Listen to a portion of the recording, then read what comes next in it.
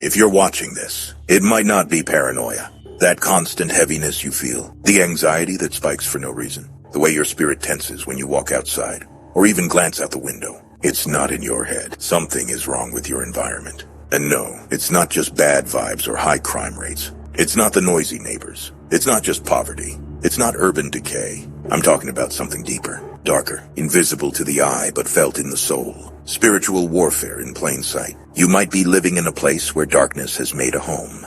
A neighborhood where evil doesn't hide, it thrives. Where spirits of despair, confusion, addiction, and violence circle like vultures. Carl Jung once said, "The maintenance of secrets acts like a psychic poison which alienates the possessor from the community." Let that sink in. What if your entire neighborhood is built on secrets? Unspoken crimes, generational curses, ritualistic sins buried beneath the surface. And no one talks about it, but everyone feels it. Like the woman down the hall whose child never stops crying. Or the man next door who hasn't smiled in years and always looks haunted. Like the abandoned house that no one dares to buy, even though it's cheap and perfectly located. Like the constant sirens, the flickering streetlights, the dreams that wake you up at 3 a.m. with your heart pounding. You're not imagining it. Here are 6 terrifying signs you're living in a demonic neighborhood, and why you need to get out. Fast. 1. The air feels heavy all the time. Ever walked into a neighborhood and instantly felt like you were being swallowed by something invisible? Not the heat, not humidity, but a spiritual heaviness, like a weighted blanket pressed down on your soul.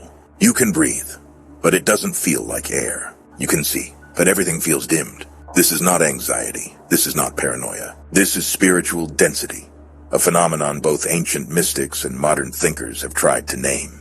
Carl Jung once said, "Wherever an emotional charge is accumulated but repressed, it takes on a psychic weight and becomes a ghost in the environment."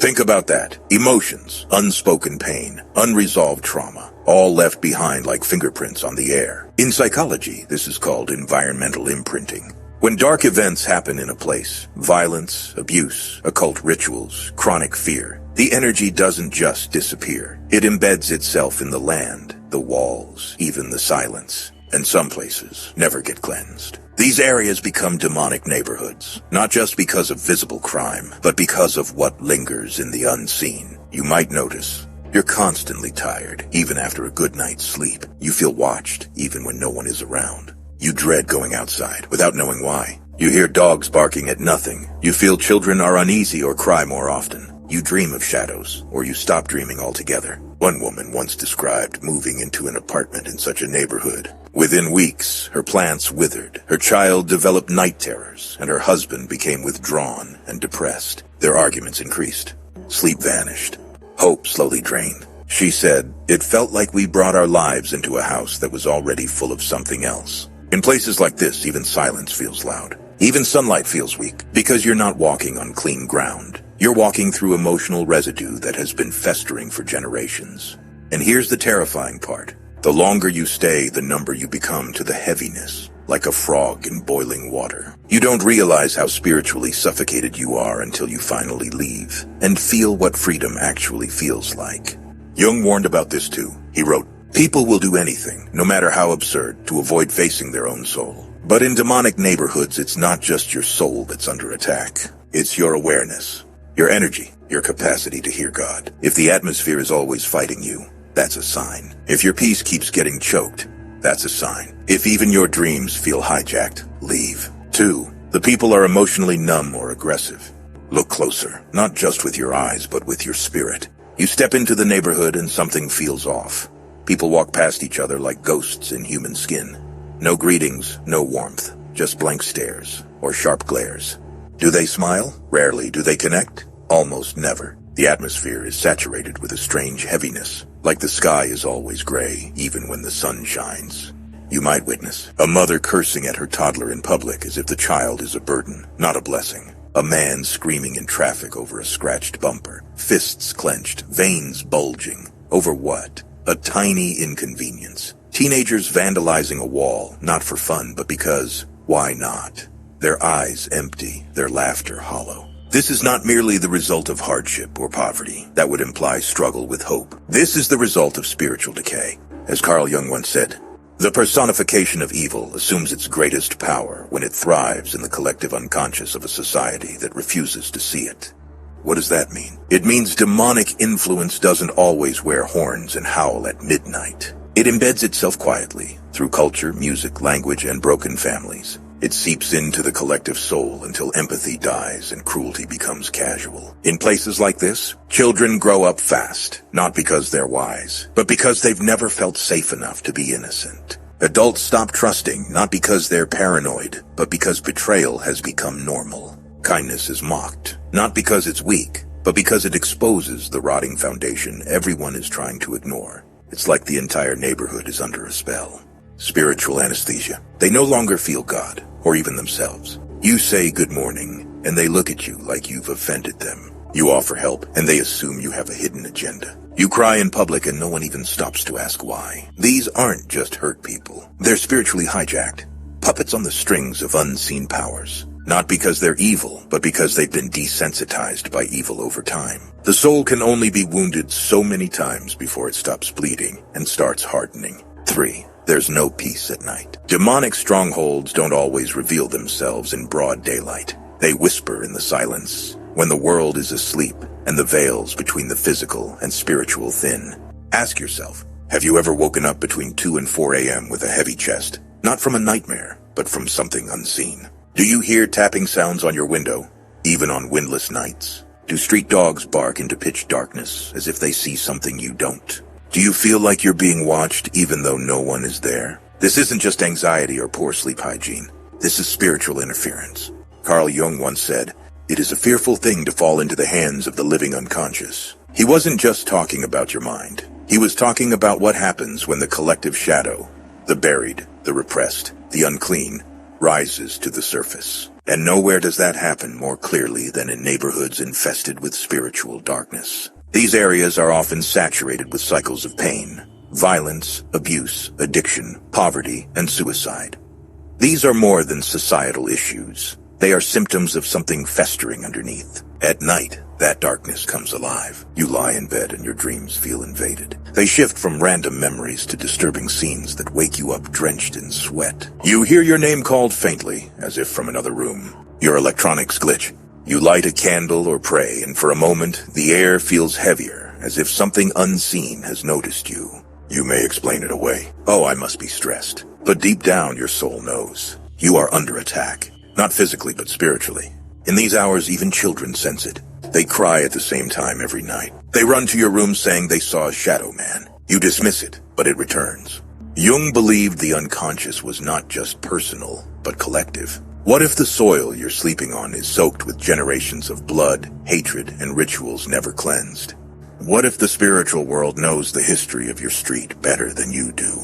Peace is not just the absence of noise, it's the absence of torment. And if you've never known what that feels like at night, maybe it's because peace has no permission to dwell there. 4. The normalization of evil. This is one of the most dangerous signs, not because it's loud, but because it's quietly accepted. In demonic neighborhoods, evil doesn't need to hide anymore. It wears a smile. It dances in the streets. It sings through the mouths of children.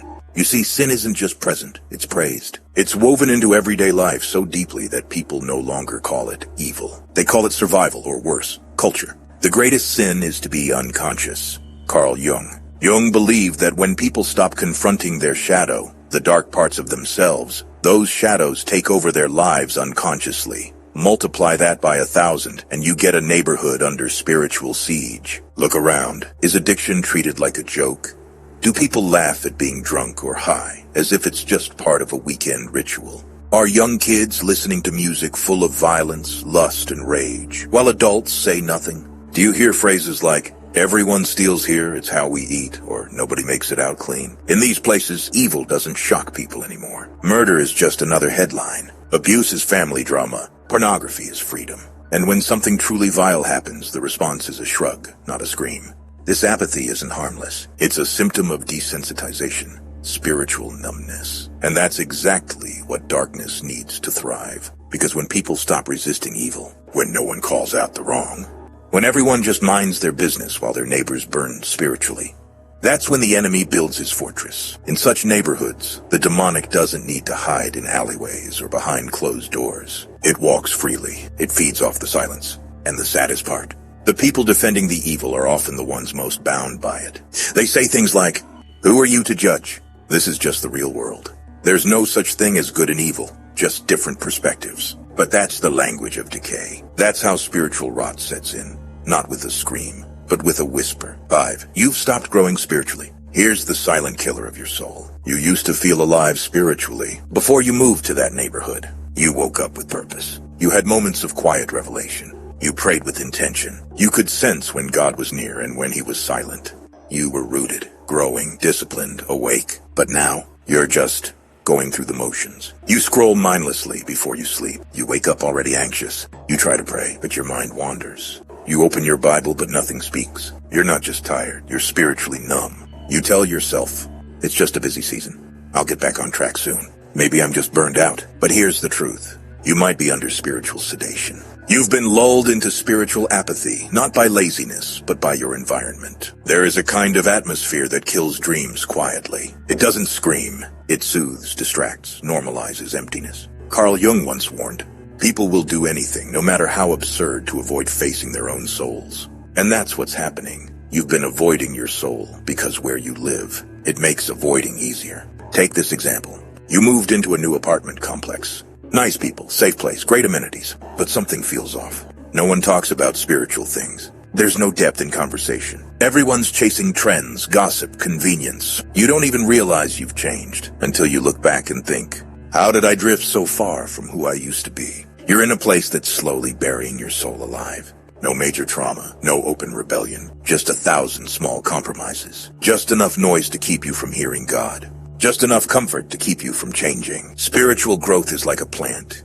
It needs the right soil to thrive. And if the atmosphere around you is spiritually toxic or apathetic, you'll start to believe the lie that numbness is normal. You'll convince yourself that your dreams didn't matter. Your hunger for God was just a phase. Your peace will come eventually. But that's exactly what the enemy wants. Not to destroy you dramatically, but to sedate you silently.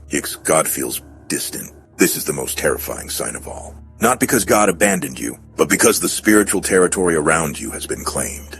Claimed by darkness. Claimed by rituals. Claimed by generations of spiritual agreements you never consented to, but now have to live among. You didn't just rent an apartment. You walked into a battlefield, and the most dangerous part, you didn't even know it. In demonic neighborhoods, darkness isn't casual. It's territorial. It's organized. It's ancient.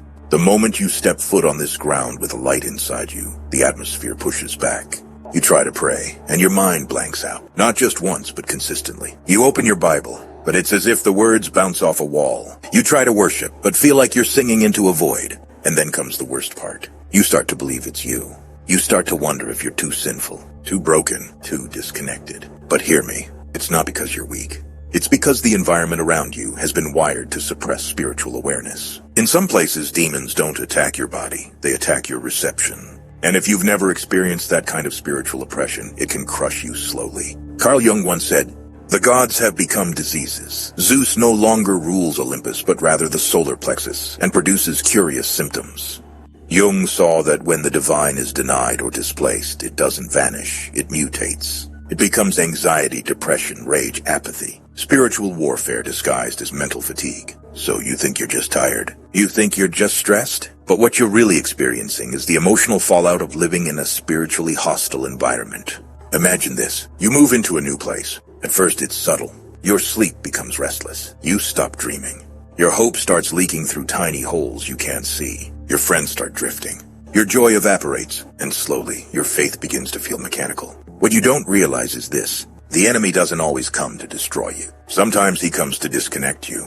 Because a disconnected Christian is a defeated one. He numbs your senses. He convinces you, just stay one more year, it'll get better. But it doesn't. Because some places weren't meant to be restored. Some places weren't meant to be projects or assignments. Some places are simply gates. Gates to darkness. And gates are not to be played with. So if God feels distant, ask yourself, is it really God who moved away? Or have you been living in enemy territory for so long you forgot what heaven sounds like? Sometimes the most spiritual thing you can do is pack up and leave. Not out of fear, but obedience. Because your soul was never meant to sleep in enemy camps. Because when you stay too long in enemy territory, you begin to forget who you are. You start accepting dysfunction as destiny. You start lowering your standards, silencing your spirit, until you wake up one day and realize you're not just living in a demonic neighborhood. You've been claimed by one, and unless you act, you might lose more than just peace. You might lose yourself. So now you know, the air felt heavy for a reason. The aggression, the numbness, the midnight restlessness, none of it was random. And your spiritual decline? That didn't just happen. You've been under siege. And worse, you've been told to call it normal. But hear me. You were not meant to survive in a demonic neighborhood. You were meant to shine in a place where your light isn't constantly under attack. Some environments don't just slow you down. They silence your destiny. And sometimes, deliverance doesn't come through prayer alone. It comes through movement, through obedience, through walking away from what is killing you, spiritually, emotionally, mentally. Even Jesus said, "If any place will not welcome you or listen to you, leave that place and shake the dust off your feet." Mark 6:11. Sometimes the most spiritual thing you can do is pack your bags. And if this message hit you deep, if you felt something stir in your chest, if the signs are too accurate to ignore, don't just scroll away. Pray, ask, listen, move. And if you want more content that exposes spiritual deception, psychological warfare, and how to protect your soul in a dark world, subscribe right now, not just for another video, but for the voice you didn't know your spirit was waiting to hear. Because yes, the world is getting darker. But you're about to rise. And this time, nothing will silence your light.